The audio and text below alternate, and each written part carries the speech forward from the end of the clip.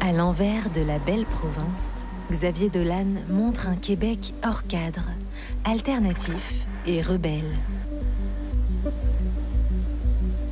Depuis la banlieue populaire de son enfance jusqu'au Montréal post-industriel, arty et libéré de ses 20 ans, le jeune cinéaste scande sa vie et sa ville dans des films à l'énergie bouillonnante. À 25 ans, l'enfant prodige du Québec obtient le prix du jury à Cannes pour son 5e long métrage, Momie, un mélodrame familial comme un uppercut, porté par des personnages forts en gueule qui ne s'excusent pas d'exister. Être québécois, pour moi, c'est une philosophie de survivant d'un point de vue culturel. C'est une contre-culture. Et c'est dans cette contre-culture que j'ai trouvé une sorte de rébellion artistique. Porte-voix d'un Québec décomplexé, Dolan élargit l'horizon du cinéma tout entier.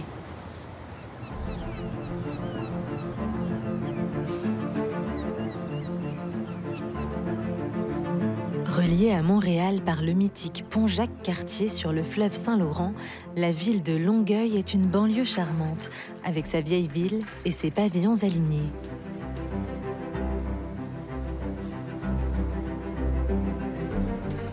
Xavier Dolan a grandi dans le quartier plus populaire de Saint-Hubert, qui s'est développé après la Seconde Guerre mondiale.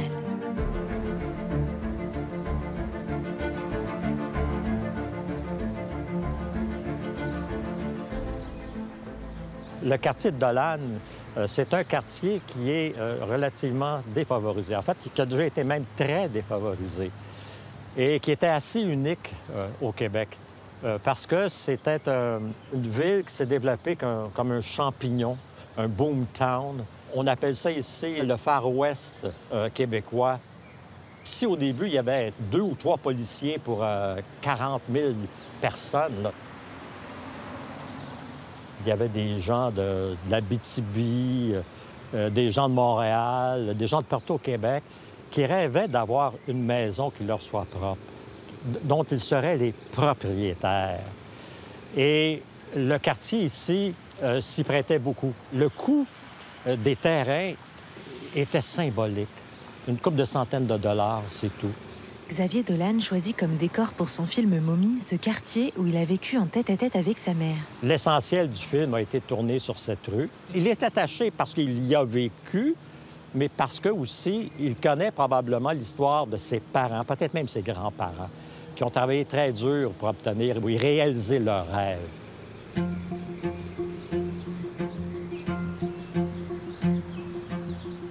Dans Momie, Dolan raconte l'histoire d'un duo mère-fils fusionnel et infernal et de leur amitié avec leur voisine d'en face.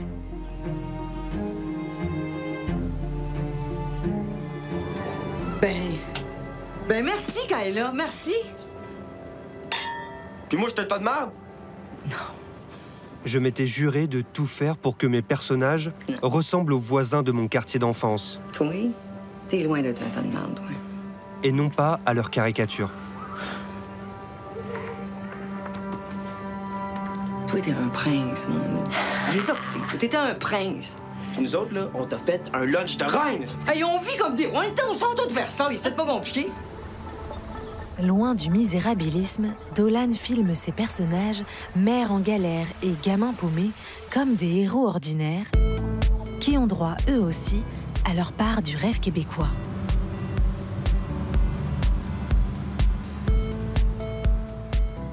Il y a très peu de réalisateurs, québécois en particulier, qui tournent dans des quartiers qui sont défavorisés, dans des quartiers où les gens ont sacrifié une partie de leur vie pour leurs enfants en leur construisant des maisons. C'est une histoire qui est peu racontée et c'est une vision qui est peu commune. On l'a éclairé comme s'il avait été tourné à Venice Beach. Orange, rose, coucher de soleil, alors que ça se passe dans une banlieue de grisaille, de briques blanches et de fer, de poubelles, de HLM. C'est mon quartier d'enfance aussi, et je l'aime tel quel, mais on voulait l'enjoliver, l'habiller. Le mouvement est très important quand il fait ses tourniquets avec son chariot. Le personnage, le jeune personnage du film, pour lui, c'est un moyen d'expression et de défoulement. C'est sa forme de liberté à lui. Bien, le message qui passe, c'est qu'on peut s'amuser, on peut aimer le quartier, l'apprécier le quartier. C'est sa signature en réalité aussi. Échappé de sa banlieue, Dolan franchit le Saint-Laurent. À l'aube de la vingtaine, il choisit de s'installer dans l'endroit le plus en vogue de Montréal, le Mile End. Blotti au pied du Mont-Royal, cet ancien quartier ouvrier, vibrant et coloré, est le creuset du melting pot à la québécoise.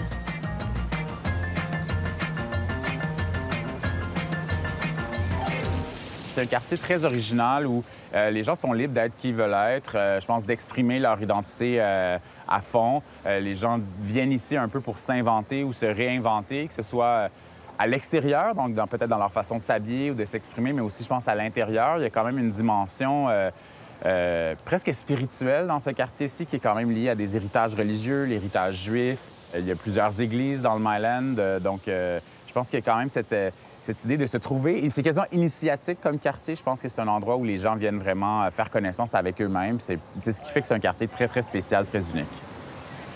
Aujourd'hui, le Mile End attire artistes et hipsters dans un joyeux mélange des genres.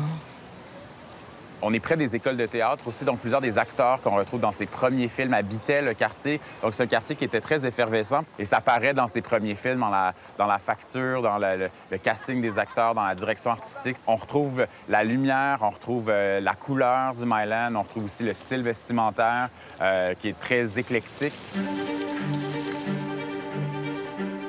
Dolan tourne ici son deuxième film, Les Amours imaginaires.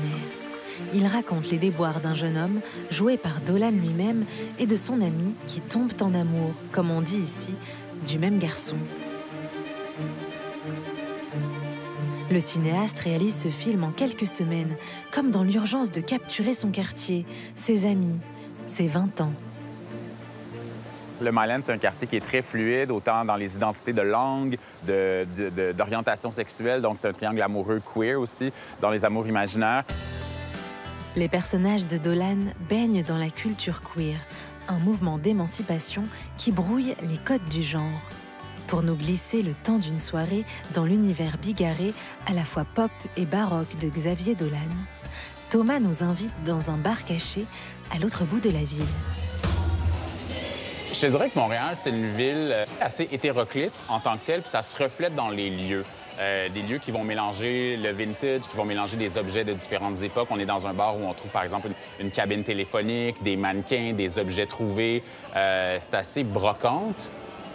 Pour moi, la décoration du Blockhouse, c'est un peu à l'image de ces films, comme cet abat-jour-là. D'ailleurs, le rose, c'est une couleur qui est omniprésente dans le cinéma de Xavier Dolan. Xavier Dolan a beaucoup de références des années 90 dans son cinéma, même dans les entrevues. Il parle que c'est un grand fan du film Titanic ou encore de l'acteur Leonardo DiCaprio à qui il envoyait des lettres. C'est aussi un grand fan de la musique de Céline Dion des années 90 en particulier. Je pense que tous les francophones et aussi les Québécois, on a vraiment un attachement à ces chansons-là avec lesquelles on a grandi.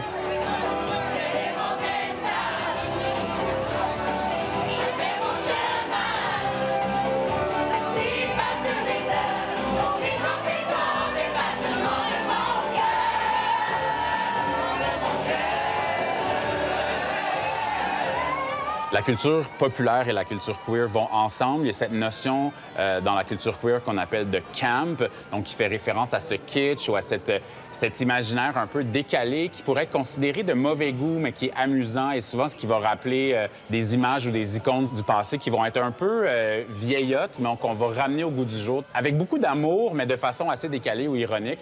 C'est assez présent dans ces films. C'est vraiment quelque chose qui est présent dans l'espace. C'est un espace qui est très, très camp, l'espace du Blockhouse. Si Xavier Dolan évoque sans complexe son homosexualité, il ne veut pas être estampillé cinéaste gay. Il a d'ailleurs refusé la palme queer à Cannes pour Lawrence Anyways, son film sur la transidentité, sorti en 2012. On divise avec ces catégories. On fragmente le monde en petites communautés étanches. Les personnages de Dolan finissent toujours par s'échapper, d'eux-mêmes et de la société. À 200 km au nord de Montréal, s'étend un paysage grandiose, troué de lacs, les Laurentides. À l'été indien, les citadins viennent en forêt faire le plein de lumière avant les rudesses de l'hiver. L'automne dans les films de Xavier, c'est la saison de la nostalgie, d'un certain bonheur rêvé. C'est souvent des escapades. C'est souvent des personnages dans des voitures qu'on voit à travers une fenêtre où il y a un défilement de la nature dans la fenêtre. Et puis là, on plonge un peu avec eux dans leur rêverie. Puis c'est des moments de bonheur en général. Chef opérateur de Xavier Dolan, André Turpin connaît la fascination du cinéaste pour la saison des couleurs. Xavier apprécie beaucoup les couleurs très foudroyantes, très marquées, très saturées. Il y a un grand contrôle des couleurs. Il n'aime pas toutes les couleurs, il n'aime pas tous les mélanges de couleurs. Il y a beaucoup d'obsession par rapport aux couleurs, mais c'est vrai qu'il aime beaucoup l'automne pour cette raison-là. Parce que la nature est comme ça. C'est vraiment quand même un beau mélange d'orange brûlé, de jaune, d'ocre, quelques pointes de sapin qui restent vert plus dense, plus foncé. Puis ça m'étonne encore de voir à quel point on est à chaque année encore impressionné par la beauté de ces couleurs-là. À 30 ans, après une excursion à Hollywood, Dolan revient au Québec et à ses fondamentaux. Dans Mathias et Maxime, son film le plus récent, il suit une bande de copains dans une tradition chère aux Canadiens. Une fin de semaine au chalet. Le chalet, pour nous, c'est donc un certain contact avec la nature, mais c'est surtout se retrouver ensemble dans un endroit chaleureux. Dans les films de Xavier, c'est des moments où la guerre arrête entre les gens. On se sauve ensemble à la campagne pour faire la paix et pour respirer un peu avant de se remettre à se taper dessus. Le personnage principal, Mathias, plonge dans le lac et en lui-même, comme une renaissance. Il n'y a rien comme se baigner dans un lac dans les Laurentides, surtout les lacs profonds, qui sont purifiants. On sort de là, on sent qu'on est propre, propre, propre. Ça donne le goût de vivre, d'ailleurs. Patinant sa fureur de vivre d'une couche de mélancolie, Dolan filme les feuilles mortes au ralenti pour rattraper leur chute inéluctable.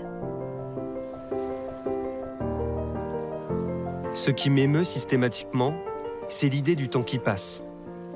Les gens qui vieillissent, qui changent, les erreurs qu'on fait, les gens qui nous quittent, les amis qui s'en vont, la vieillesse, les rêves échoués.